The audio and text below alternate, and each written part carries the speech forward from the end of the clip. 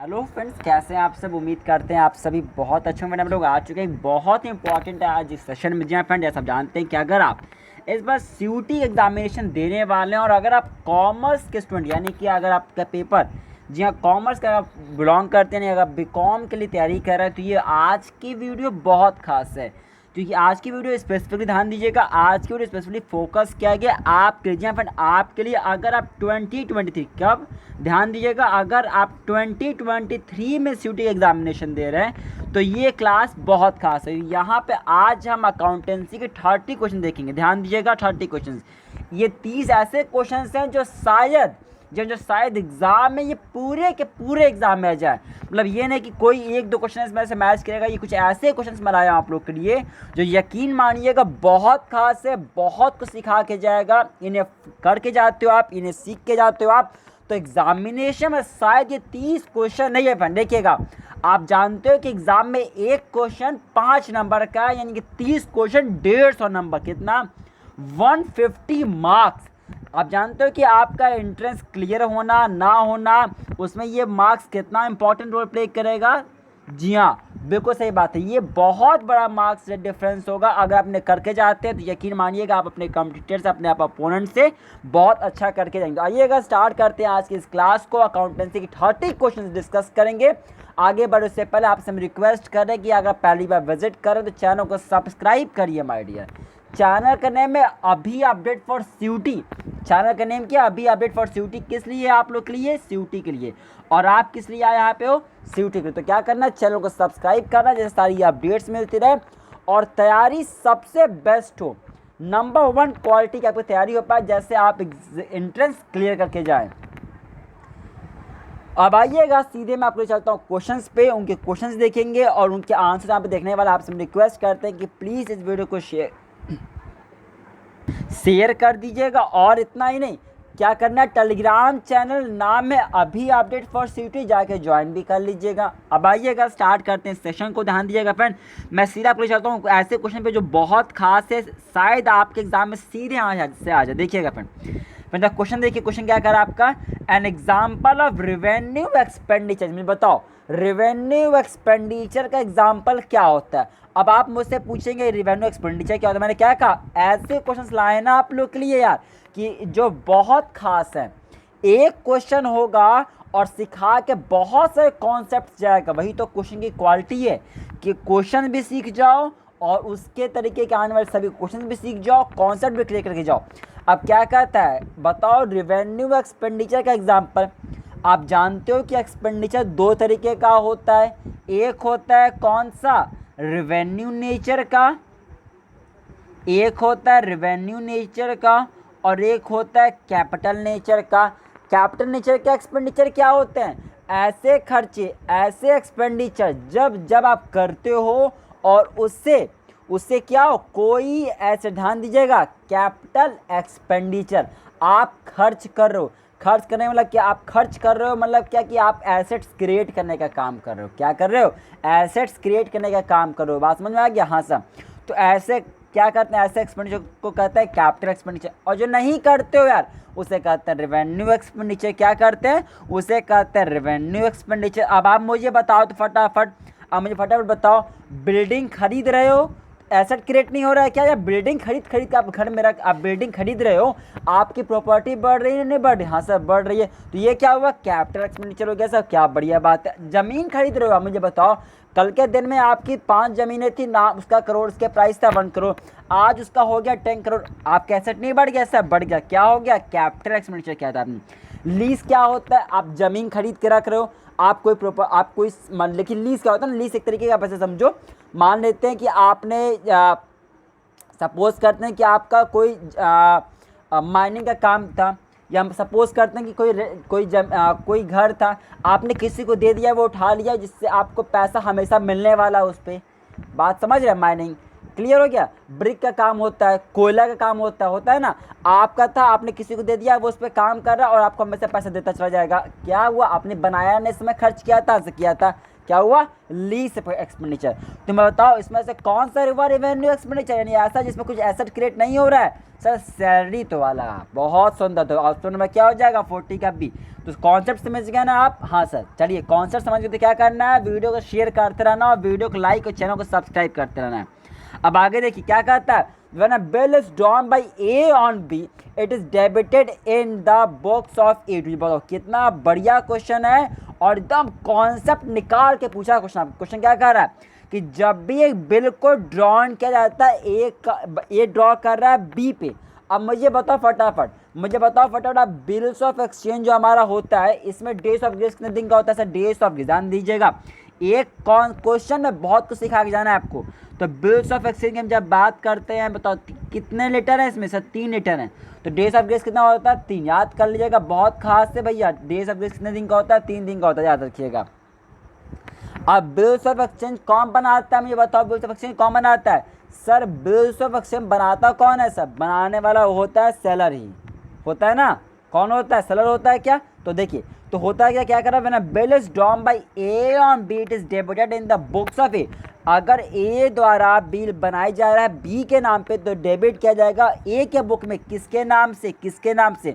Simple सी बात है sir, हम लोगों ने पढ़ा है बिल रिसीवेबल के। किसके? Bill receivable. और अगर ये पूछा होता है बी के नाम पे तो बनाए होते बिल पेबल। तो याद कर लो, जो बनाएगा उसके वाले में होगा बिल रिसीवेबल और जिसके लिए बनाया गया उसके वाले में होगा बिल पेबल। याद कर लिया ना आपने? हाँ सर, याद कर लिया। आगे तो क्या कहता है आपका फिर यहाँ पे, when a bill drawn by A on B. फिर सही बात बोल रहा है आपका, जब भी एक बिल ड्रॉ किया जाता है ए का बिल बी पे और रिटेन किया जाता है डेट ऑफ मैच्योरिटी पे और वो डिसऑनर हो जाए ड्यू डेट पे, तो ये डेबिट किया जाएगा एक में, हाथ से किया जाएगा। किसके भैया, किसके नाम से? ध्यान, किसका? तो भैया इसको क्या करोगे आप, किसके लिए था, बी के लिए था। तो क्या हो जाएगा आपका, हो जाएगा बी। क्या हो जाएगा, बी वाला इस क्वेश्चन का राइट आपका आंसर यहाँ पे बन जाएगा। देखिए आज का जो मैंने क्वेश्चन लाया ना आप लोग के लिए, वो मेनली आपका किसमें, बीओई पे लाया है मैंने। क्यों? तो बीओई का क्वेश्चन एग्जाम में आने वाला है इस बार। लास्ट ईयर पूछा, इस बार पूछेगा आप लोग के लिए। मैंने क्या कहा, लास्ट ईयर के पेपर को देखने के बाद हमने पेपर बनाया आप लोग के लिए। तो इसका बेनिफिट किसको मिलेगा, आपको जो क्लासेस को करेंगे। तो क्या करना, क्लासेस को सही से करना है। टेलीग्राम चैनल नाम में अभी अपडेट फॉर सीटी ज्वाइन करना है, चैनल को सब्सक्राइब करके वीडियो को शेयर करना है, इतना सा बस काम करना है आपको। अब देखिए अगला क्वेश्चन क्या कहता है। अगला क्वेश्चन आपको यहाँ पे ये कर रहा है, bill drawn by A and B endorse to C. A और बी द्वारा बिल बनाया गया जिसको इंडोर्स्ड कर दिया गया सी का और वो डिसऑनर हो गया ड्यू डेट पे। क्या बढ़िया बात है। कहता है कि it is credited in the books of A to. बताओ किसके लिए हो जाएगा, ध्यान दीजिएगा, ये हो जाएगा सी के अकाउंट में। देखो जिसके लिए होगा ना उसी के लिए तो बनेगा। वही हमने ऊपर बताया आपको, वही चीज मैंने ऊपर बताया आपको, जिसके लिए है वही होगा। ऊपर बी के लिए था तो बी बन में गया, अब इंडोर्स्ड हुआ सी तो सी के नाम से हो जाएगा। जितने क्वेश्चन करवा रहे हो उतना उसको अच्छा से तैयार कर लीजिए, बीओई में इसके बाहर आपको नहीं पढ़ना, ध्यान दीजिएगा। आगे बढ़ जाए बिल्कुल सब। अब देखिए अगला क्वेश्चन कहता है आपका, when a bill is drawn by A on B. जब भी कोई बिल को ड्रॉन किया जाता है ए द्वारा बी पे, कब, before the date of maturity, maturity के डेट से पहले। बी बन गया इंसॉल्वेंट, तो बुक्स जो ए का बुक होगा, books of A is it is debited to. तो ए के किताब में आप इसे कैसे डेबिट करोगे, तो माय डियर आप इसे बी के अकाउंट से डेबिट करोगे। ध्यान रखिएगा, मैं बार बार बता रहा हूँ, जिसके अकाउंट बना रहे हो आप और जिसके लिए बना रहे हो उसी के अकाउंट में हम हर सब काम करना है। अब ए द्वारा बनाया गया किसके लिए, बी के लिए, तो किसके अकाउंट, तो ए वाले में किसके लिए रिकॉर्ड करोगे आप, ए में रिकॉर्ड करोगे बी के लिए। तो क्या हो जाएगा यहाँ पे, बी अकाउंट, यानी कि ऑप्शन नंबर सी। मैं बहुत ही सिंपल ट्रिक दे रहा हूँ आपको, ध्यान दीजिएगा। जब भी ए का बना होगा तो उसमें सारा काम बी के लिए होगा, या जो फाइनल नाम दिया होगा उसके लिए होगा। और जब बी का बनाओगे तो उसमें सारा काम होगा ए के लिए होगा, यानी पहले वाले के लिए होगा। बात क्लियर है? हाँ सर, मैं फिर से रिपीट कर देता हूँ, ध्यान दीजिएगा ट्रिक। जब ए का काम करेंगे तो सारा काम होगा बी के लिए, और जब बी के लिए करेंगे तो सारा काम होगा ए के लिए। बात क्लियर है? Yes sir. आगे बढ़ते हैं क्वेश्चन नंबर 45 पे, ध्यान दीजिएगा। कहता है bills are drawn by, bills किसके द्वारा ड्रॉन किया जाता है, तो माय डियर ध्यान दीजिएगा, bills are drawn by creditor. Bill कौन ड्रॉ करता है, क्रेडिटर। बहुत सिंपल बेसिक क्वेश्चन है और एग्जाम में ये बेसिक क्वेश्चन से मिस्टेक हो जाते हैं। तो तो क्या हो जाता है, बिल्स कौन ड्रॉ करता है, ध्यान दीजिएगा, बिल्स को हमेशा क्रेडिटर द्वारा ही ड्रॉ किया जाता है, डेटर द्वारा, एजेंट द्वारा, ब्रोकर द्वारा तो कभी किया नहीं जाता, ठीक है ना। तो ध्यान दीजिएगा, बिल्स को कौन ड्रॉ करेगा, बिल्स को कौन बनाएगा, क्रेडिटर बनाएगा। क्लियर है, पैसा किसे चाहिए, क्रेडिटर को चाहिए, लिया कौन ने, डेबिटर लिया, तो वो क्यों बनाएगा, तो ध्यान दीजिएगा, ठीक है ना। हाँ सर, तो आपको क्या हो जाएगा 45 का option number A right answer. आगे देखते हैं यहाँ पे, अब देखिए फ्रेंड, क्वेश्चन नंबर फ्रेंड आपका 46 का आता है आपका, नोटिंग, ध्यान दीजिएगा, noting charges account is debited bye, ध्यान दीजिएगा, जो नोटिंग चार्जेस होता है ना, हाँ सर, इसको डेबिट किया जाता है, बिल्कुल से किया जाता है, किसके नाम से, किसके नाम से, ध्यान दीजिएगा, तो ध्यान दीजिएगा, नोटिंग चार्जेस को हमेशा, ध्यान दीजिए, जो भी उस बिल को प्रेजेंट करेगा, जो भी उस बिल को प्रेजेंट करेगा, नोटिंग चार्जेस उसी के नाम से डेबिट होगा। बात क्लियर है क्या, बिल्कुल सर। तो मतलब इन नटसेल इट मींस व्हाट, कि जो जाएगा बिल लेके, जिसके नाम से प्रेजेंट होगा, जो प्रेजेंटर होगा बिल का, वही भैया नोटिंग चार्जेस उसके नाम से जाएगा। क्लियर है, हाँ सर। अब ध्यान दीजिएगा, क्वेश्चन 47 क्या कहता है आपका, while discounting the bill the debit should be given, ध्यान दीजिएगा, जब भी आप किसी भी बिल को डिस्काउंट करते हैं तो आप डेबिट करोगे, बिल्कुल करेंगे, तो उसको किसके नाम से किया जाएगा, debit should be given to, किसको किया जाएगा, ध्यान दीजिएगा, तो ध्यान दीजिएगा, जब भी हम इसकी बात करते हैं, जब भी बिल डिस्काउंट होगा, मुझे बताओ बिल डिस्काउंट कहाँ होता है, bill discount is never in your home, where it is always in the bank. Bill discount कहाँ पे होगा, बिल का पेमेंट कहाँ पे होगा, बताओ फाइनली, बिल का फाइनली पेमेंट कहाँ पे होगा, बैंक से किया जाता है। बात समझ रहे, आप उम्मीद करते हैं आपको पता होगा डिस्काउंटिंग क्या होता है। एक छोटा सा आपको मैं रिपीट कर देता हूँ कि डिस्काउंटिंग होता है क्या। देखिए आप ऐसे समझो, मैं यहाँ पे मान लेते हैं, यहाँ पे ए है और ये बी है, ये ए है और यहाँ पे ये बी है, ठीक है। ए ने क्या किया, ए ने सामान बेचा है बी को, गुड सोल्ड किया है बी को, कितने का किया है, मान लेते हैं कि इन्होंने गुड सोल्ड किया 1 लाख का।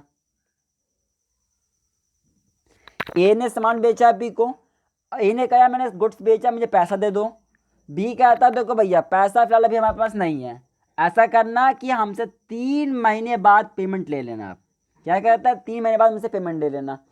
तो हुआ क्या, ए ने सामान बेचा 1 लाख का, पैसा तुरंत मिल नहीं रहा है। क्या हुआ, पैसा कब मिलेगा, पैसा मिलेगा 3 महीने बाद मिलने वाला है। तो ए का अच्छा तुम भूल जाओगे तो फिर, तो ए ने कहा, बी ने कहा नहीं भूलेंगे नहीं भूलेंगे। तो ए ने कहा चलो ऐसी बात नहीं, हम एक ऐसा करते हैं, एक बिल बनाते हैं, हम बिल बना रहे हैं, लिख दे रहे हैं, तुम साइन कर दो बस, ठीक है ना। चलिए बिल बना, यहाँ पे ध्यान दीजिए, बिल बना और फिर क्या हुआ, साइन वन भी हो गया। अब मान लेते हैं, ध्यान दीजिए, मान लेते हैं यहाँ पे यार ए को तो पैसा अर्जेंट चाहिए था, अब ए के पास इतना समय नहीं कि 3 महीने वेट करें। ए ने क्या कहा, भैया ए को पैसा तुरंत चाहिए था। अब देखिए हुआ क्या, पैसा तो तुरंत चाहिए, फिर क्या करेगा, ध्यान दीजिएगा, ये जो साइन किया हुआ बिल था, जिसमें बी ने साइन किया हुआ था, उस बिल को लेकर सीधे ए भागे कहाँ पे जाएगा, बैंक में। कहाँ जाएगा, बैंक में। बैंक में ये बिल तुरंत जमा करेगा। कौन जमा करेगा, तुरंत बैंक में ये बिल जमा करेगा। बैंक क्या करेगा, तुरंत का तुरंत पैसा देगा उसको, थोड़ा सा डिस्काउंट करके, क्या करके, डिस्काउंटिंग करके, यही जो बात पढ़ो, डिस्काउंटिंग करके, मतलब क्या, थोड़ा सा पैसा काट के दे देगा, ले जाओ यार ए। बात समझ गए क्या, हाँ सर। अच्छा आप जानते हो एक यहीं ना, यहीं पे कॉन्सेप्ट आता है, नाम होता है रीडिस्काउंटिंग। मतलब सर क्या, मान लेते हैं कि जिस समय वो ए वाला बैंक में गया, बैंक के पास में उतना रुपए ना हो, तो फिर क्या करेगा, बैंक सीधे अप्रोच करेगा आरबीआई के पास में। अब ये बिल जाएगा आरबीआई के पास में।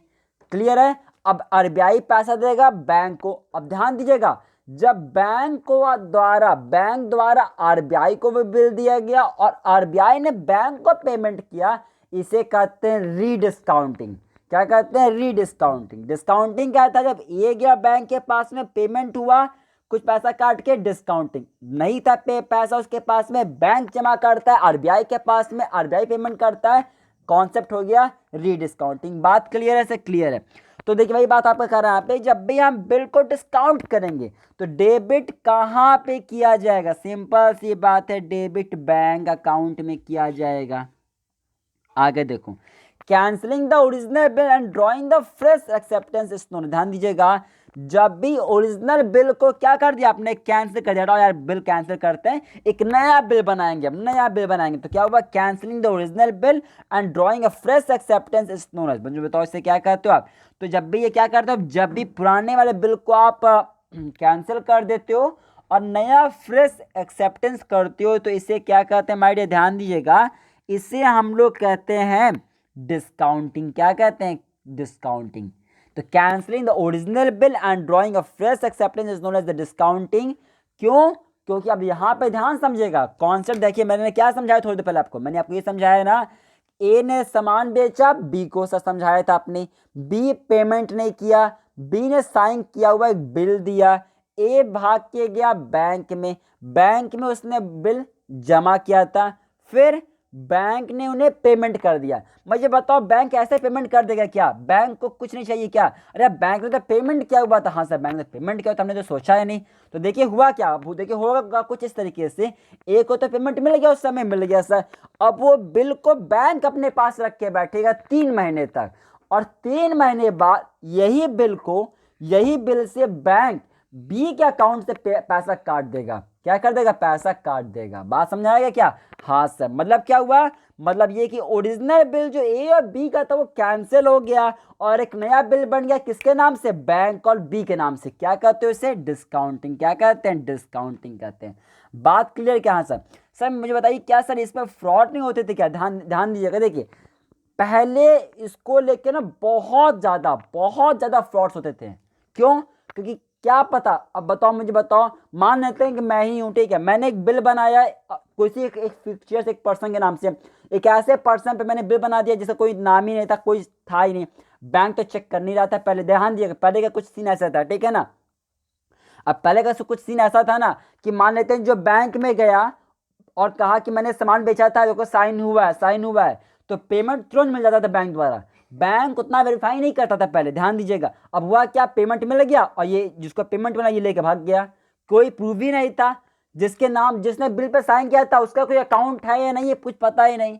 बात समझ रहे हैं। तो इस तरीके का बहुत ज्यादा पहले फ्रॉड्स होता था, हालांकि बहुत सारे इस पर कंट्रोल लग गया है, बट स्टिल अपना चीज हो जाता है। अब आगे बात करते हैं, क्वेश्चन देखिए 49 क्या कहता है, at the time of endorsement of A bill the drawer credit. ध्यान दीजिएगा, जब भी हम बिल को इंडोर्स करते हैं तो ड्रॉवर क्रेडिट करेगा। क्या क्रेडिट कर, ध्यान दीजिएगा, जब भी बिल आपका ये किया जाता है तो ड्रॉवर क्या करेगा, ड्रॉवर आपका क्रेडिट करता है किसको, बिल रिसीवेबल अकाउंट, किसको, बिल रिसीवेबल अकाउंट को।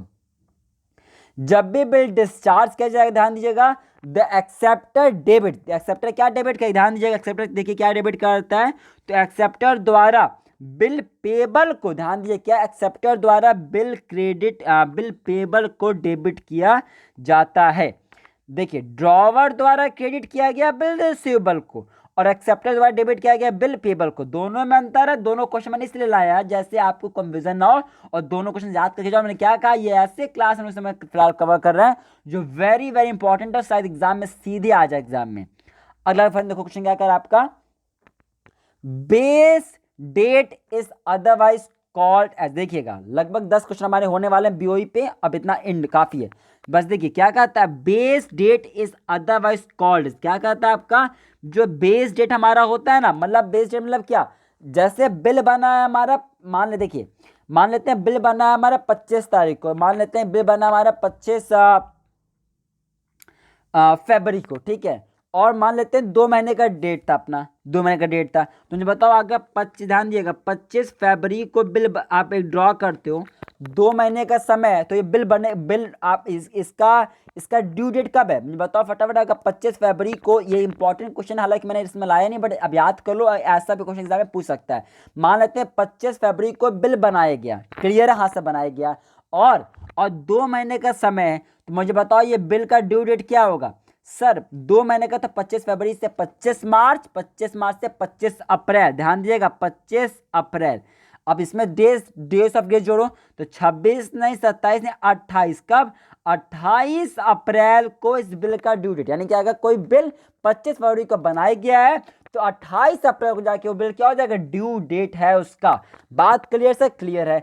अब ध्यान दीजिएगा बात यहाँ पे, ध्यान दीजिएगा, मान लेते हैं क्या करा क्वेश्चन करा कि बेस डेट अगर मान लेते हैं जिस दिन बना उसी दिन अगर होना हो तो क्या करोगे, यानी 25 फरवरी का 25 अप्रैल को ही होना हो तो इसे कहते हैं जीरो डेट। क्या कहते हैं, इसे कहते हैं जीरो डेट। याद कर लीजिएगा, बुक में नहीं लिखा है आपके कॉन्सेप्ट, याद कर लीजिएगा, इसे कहते हैं जीरो डेट। आगे बढ़ जाए। हाँ सब, अब आगे देखते हैं कुछ नए क्वेश्चन, दूसरे क्वेश्चन भी कवर करना है हम लोग को। देखिए नए तो कुछ दूसरे क्वेश्चन देखिए क्या कहता है, average due date can be. देखिए एवरेज ड्यू डेट को क्या कहते हैं, ध्यान दीजिएगा my dear, average due date को हम लोग मीन ड्यू डेट भी कहते हैं। एवरेज क्या, एवरेज का दूसरा नाम क्या होता है, एवरेज का दूसरा नाम मीन होता है। तो वही तो कह रहे हैं आप, average due date is also known as mean due date.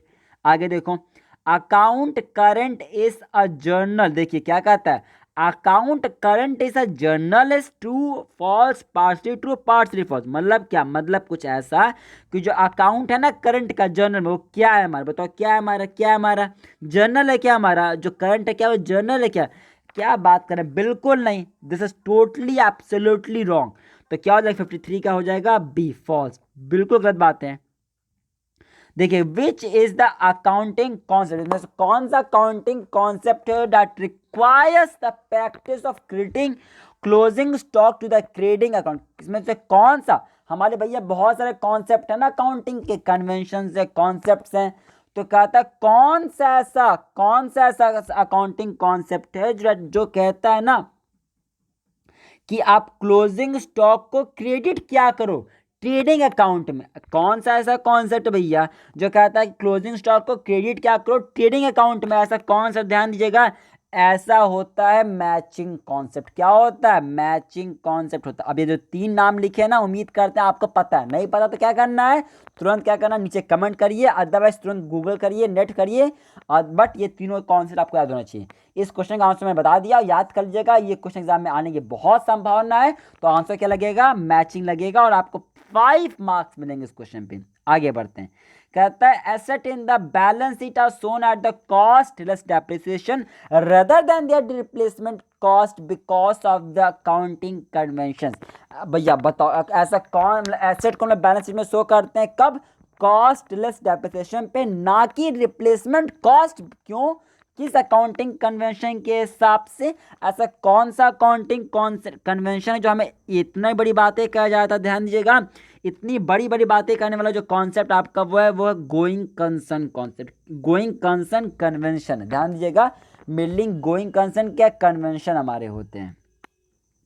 आगे बढ़ जाएं, देखिए अपन आपका यहाँ पर अगला क्वेश्चन कहता है according to money measurement concept, क्या, मनी मेजरमेंट कॉन्सेप्ट के हिसाब से which of the following will be recorded in the books of accounts. इनमें कौन सा, मतलब मनी मेजरमेंट कॉन्सेप्ट के हिसाब से इसमें से कौन सा है, विच of the following will be recorded in the books of account. किसको रिकॉर्ड करोगे भैया, बुक्स ऑफ अकाउंट में बताओ किसको रिकॉर्ड करोगे, मतलब कि मनी मेजरमेंट में मुझे बताओ, एक्सीलेंट मोरल रिकॉर्ड करोगे, क्वालिटी रिकॉर्ड करोगे, मैनेजिंग एबिलिटी की, कॉस्ट ऑफ मशीनरी रिकॉर्ड करोगे।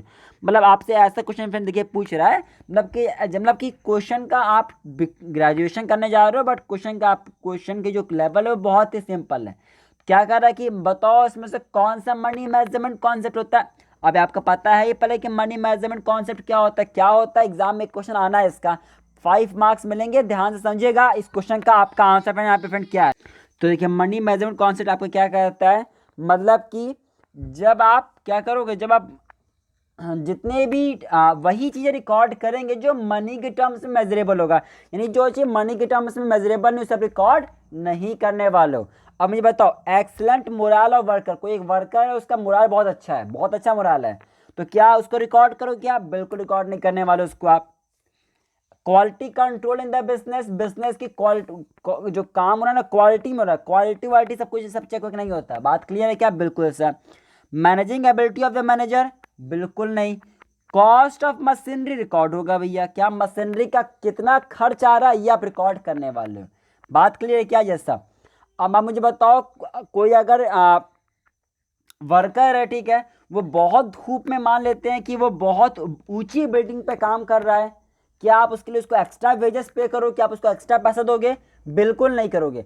गॉड नोस मान लेते हो इतनी बड़ी ऊंची बिल्डिंग पे वो काम कर रहा है, मान लेते हैं धूप का समय है, सपोज करते हैं कि अगर कुछ उसका प्रॉब्लम हो गया, वो गिर गया, तो गॉड नोस को कितना ऊंचा चला जाएगा, दैट इज वो पता किसी को नहीं है। इट मीन्स व्हाट, कि उसके लिए बट आप उसको एक्स्ट्रा पेमेंट नहीं करने वाले हो।